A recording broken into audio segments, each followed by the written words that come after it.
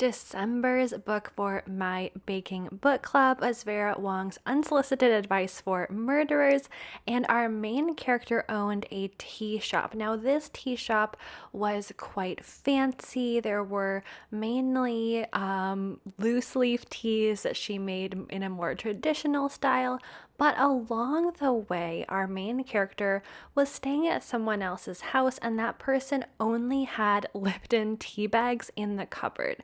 And our main character, Vera, was like, you know what? If you put your heart into it, if you make this properly, even Lipton tea bags can be exceptional and you can make amazing milk tea from them. So I decided to go for a really simple milk tea ganache for these book inspired macarons.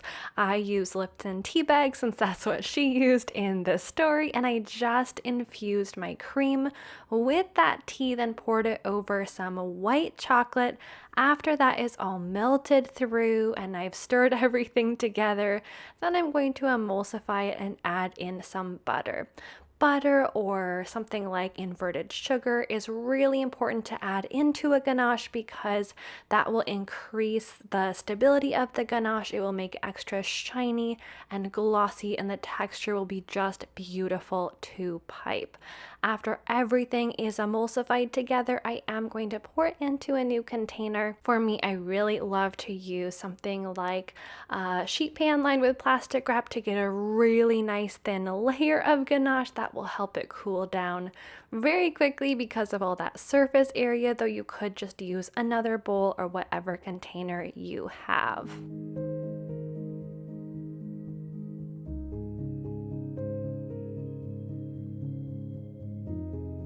To continue with the tea theme, I decided to create some little teapots and teacups out of royal icing on top of the macaron shells, just so you really got a good glimpse at this theme in the story.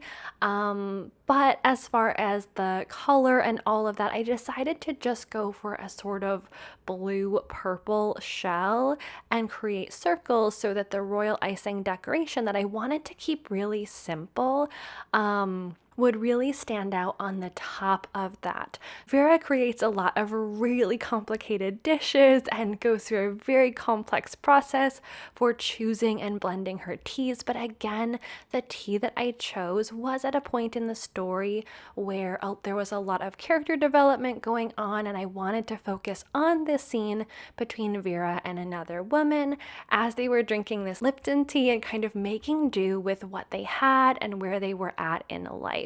So I wanted to go for something a bit more simple and streamlined just to reflect that entire scene. So after I have my French macaron batter, I made that meringue really stiff. I added in my dry ingredients. I folded it together to get to that ribbon stage.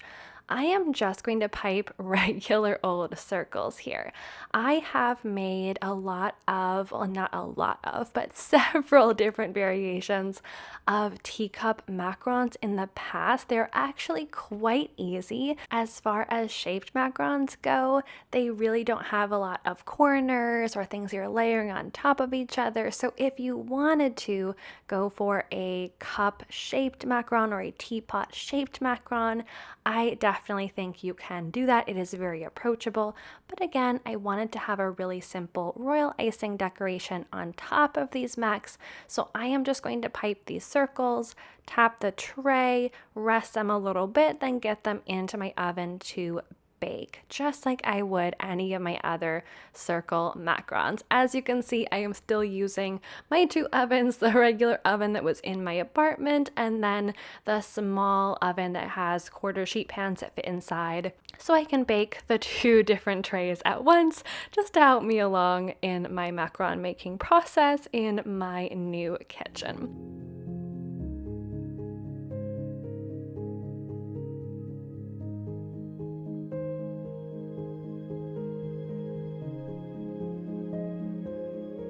After these macarons are completely baked and cooled, I'm going in for the royal icing. I'm just whipping up a really quick and easy meringue powder based royal icing here.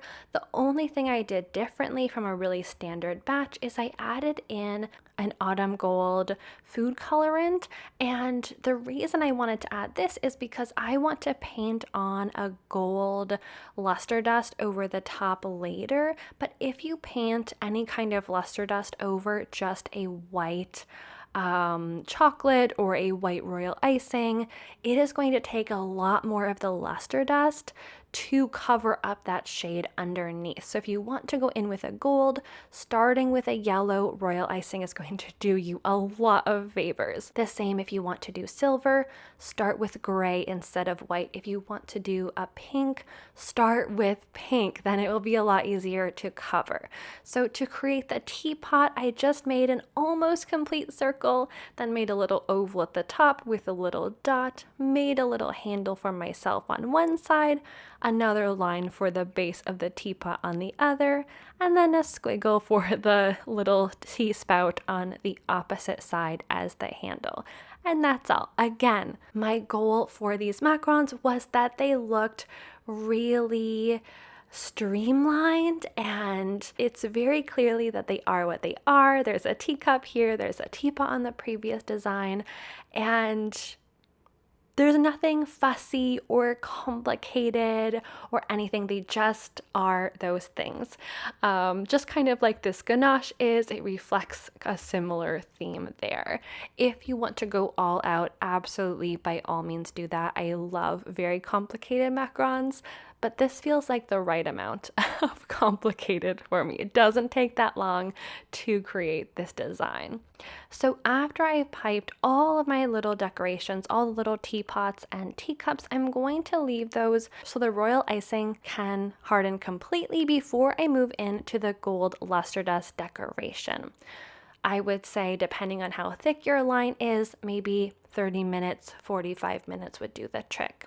Then I've just mixed some gold luster dust with a little bit of almond extract, or you can use any clear extract or alcohol, and then I'm just painting that right on top of the line. And again, because I have that base of gold in my royal icing, it is so much easier to cover, and I don't have to worry so much about getting every single little corner and nook and cranny because it covers so much more seamlessly. The luster dust, because the almond extract in there is going to evaporate so quickly, or if you use an alcohol, it will evaporate so quickly, you don't really have to worry about the drying of the macarons after this stage, but I would also give them a couple minutes just to make sure that the luster dust has dried onto the royal icing.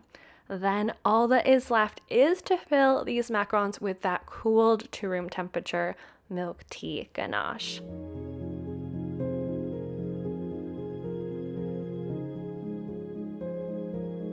Now, I really love to put my ganache as well as buttercream into a piping bag fitted with a piping tip, even if I'm just piping one swirl or one bulb. Just to keep the edges really, really clean. But if you wanted to just put this directly into a piping bag, that's absolutely fine. As I say all the time, and why I really don't like to put a yield on the recipes I provide, is because everybody pipes their fillings so incredibly differently. For me, I usually put about 8 to 10 grams of ganache in my macarons. Some people, it's more like 4 to 6 grams. Others, it's more like 12. So for everybody, you are going to get a really drastically different amount. So please weigh your fillings so you know how many macarons this recipe will yield for you if you give it a try. All right, now on to the book discussion.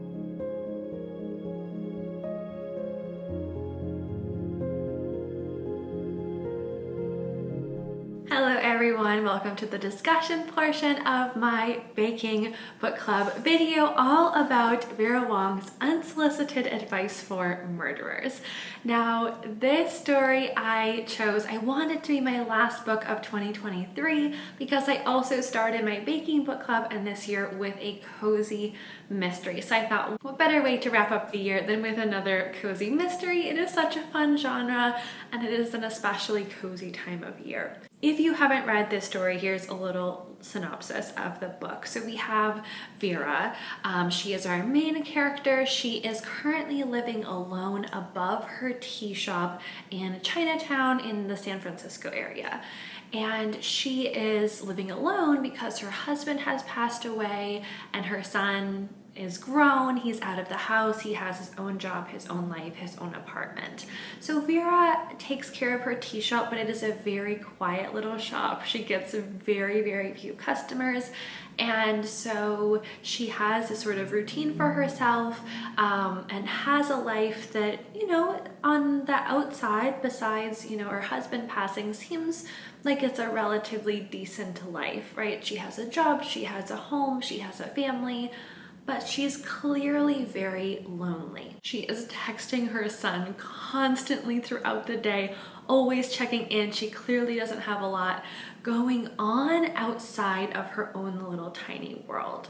So in the very beginning of the book, we're introduced to our main character, and she walks downstairs and finds that somebody has died inside her tea shop, which is quite unexpected because, I mean, obviously murder is unexpected, but her tea shop doesn't get a lot of foot traffic. So in the middle of the night that somebody broke through her door and passed away inside her tea shop is very, very shocking.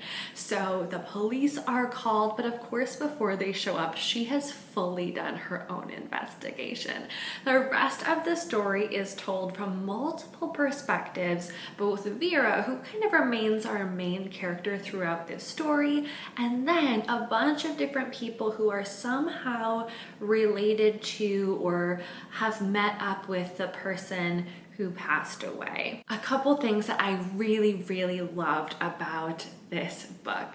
One, the cozy mystery genre, a lot like rom-coms or other kind of genres like that, there are usually some tropes and stereotypes and things that you see in every single story. This one seemed to have just enough to make it truly feel like a cozy mystery, but not so many that I felt like I had read it before.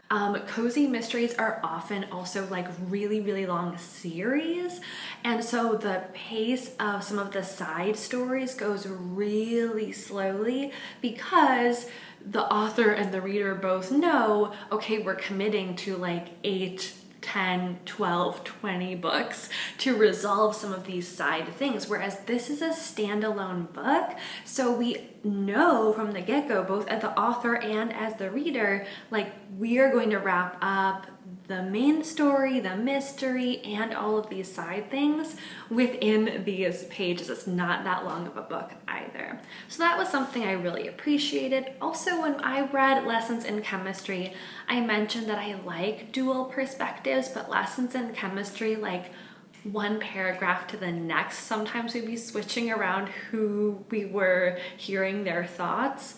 And that was interesting for one book. I don't think I could do it all the time.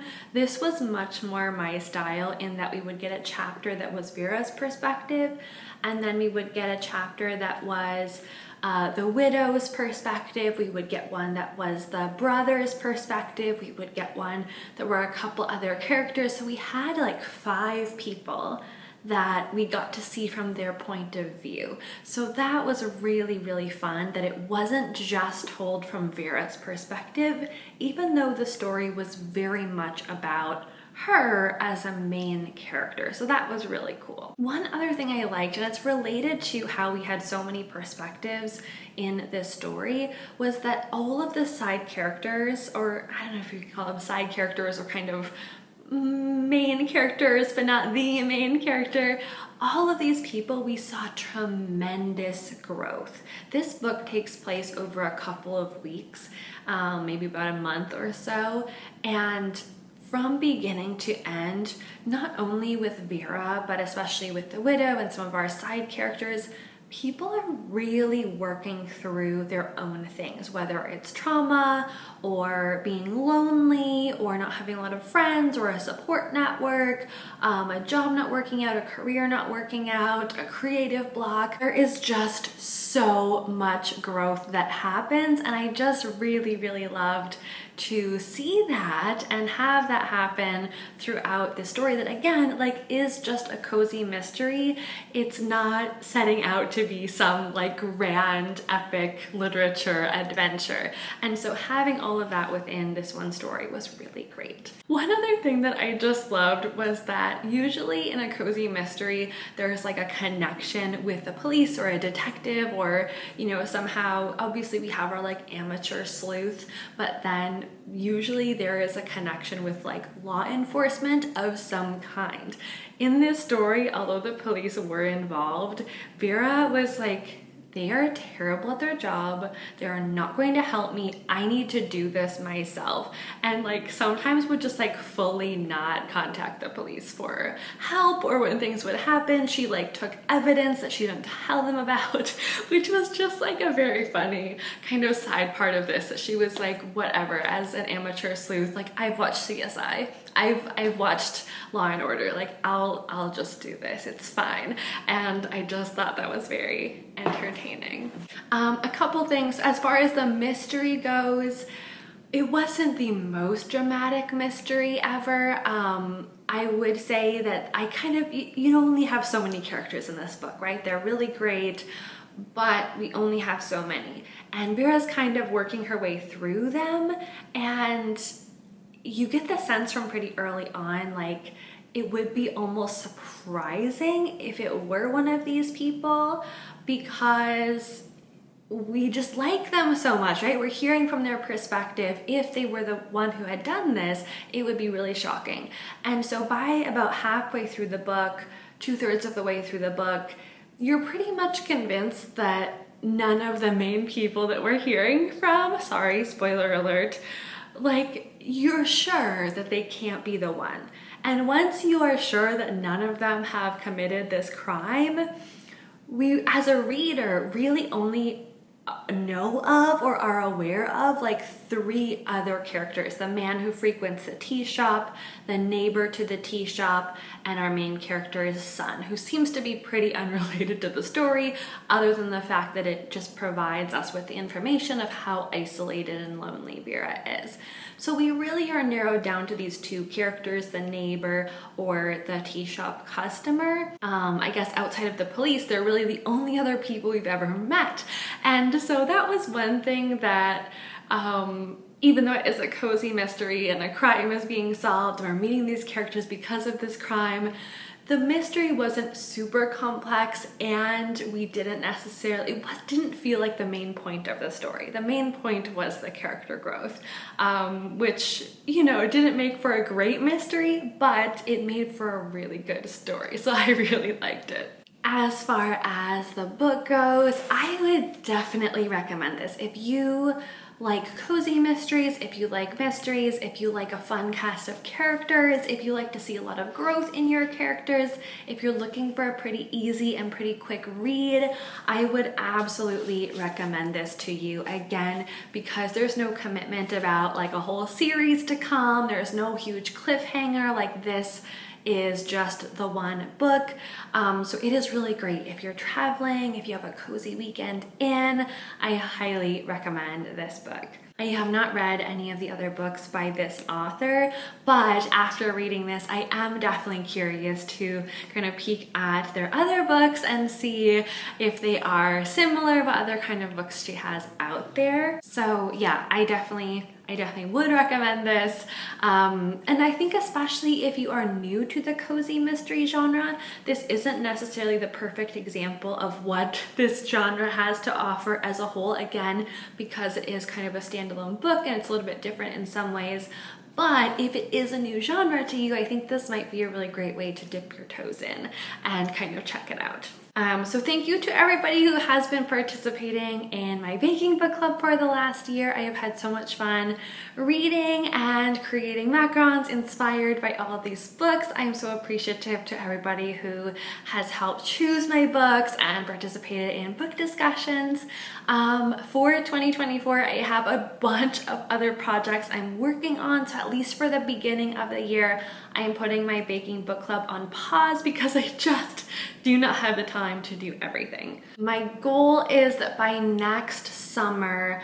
I would like to come back to having a baking book club again, and have this again because I really enjoy having the challenge of creating a macaron that is inspired by something that is not necessarily food related, and I love reading, so it's a good excuse to have to read something, and especially reading something a little bit new or different than I would usually pick up. It has been really lovely. But yeah, unfortunately for now, this is the last baking book club video for the near future. Thank you so much for watching. I hope you enjoyed 2023, and I look forward to sharing so many more pastry videos with you in 2024. All right, thanks so much for watching, and have a wonderful rest of your day. Bye.